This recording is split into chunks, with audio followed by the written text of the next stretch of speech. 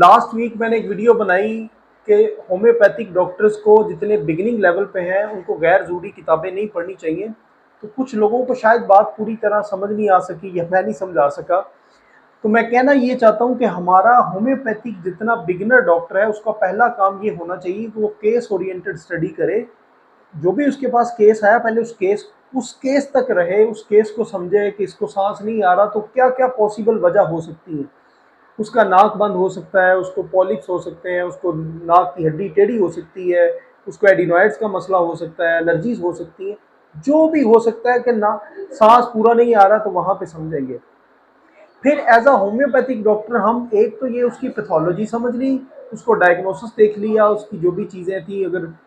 Palpate करना था, visual करना था, वो देखने के बाद दूसरे नंबर पे इंडिविजुअलाइजिंग सिम्टम हम सेपरेट करते हैं कि इस पेशेंट की मोडेलिटीज़ क्या है, कंकॉमिटेंट्स क्या क्या है, कोई ख़ास एक्सटेंशन है या वट कोई भी और चीज़ें हैं।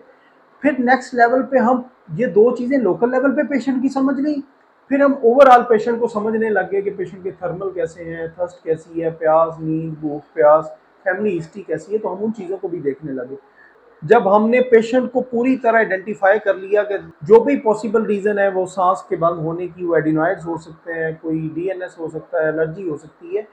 हमने उनको भी प्रॉपर रूल आउट कर लिया। इसको हमने पहले लेवल पे कहा कि ये डायग्नोसिस, डिजीज को डायग्नोसिस कर लिया, यानी पैथोलॉजी को समझ लिया। दूसरे नंबर पे हम एज आ फिर होम्योपैथिक केस टेकिंग करते हैं तो पेशेंट को जो हम मोडेलिटीज़, कंकॉमिटेंट्स, जो कॉजेशन, जो फैमिली हिस्ट्री, जो कुछ भी देखते हैं वो सब कुछ देखने के बाद थर्ड लेवल है कि हम जिस भी अप्रोच के पास जाएंगे, अगर पहला डाटा हमारे पास मौजूद होगा पेशेंट का तो अप्रोच हमें फ़ायदा करेगी। अगर पेशेंट की अंडरस्टैंडिंग, जिसको किस case taking, history taking, what कुछ भी आप नाम दें, अगर आपके पास वो डाटा नहीं होगा तो आप उसको जिस मर्जी रिपर्टरी में चले जाए, जिस मर्जी अप्रोच में चले जाए, पहला डाटा नहीं है तो आप फेल हो जाएंगे पूरी तरह।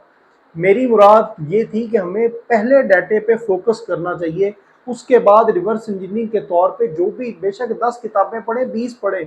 फिर पढ़े, इसको स्पेसिफिक वे ऑफ लर्निंग कहते हैं। ये केस ओरिएंटेड स्टडी है, इसको ये कहते हैं। तो इससे हमारी जो ओरिएंटेशन है एज अ होम्योपैथिक डॉक्टर, मैं बिगिनिंग होम्योपैथिक डॉक्टर से मुखातब हूँ वंस अगेन, कि जो हमारी ओरिएंटेशन है ब्रेन की, वो हमारे रिफ्लेक्स बहुत अच्छे डेवलप होंगे तो हम सोसाइटी में भी अच्छा कंट्रीब्यूट कर सकेंगे।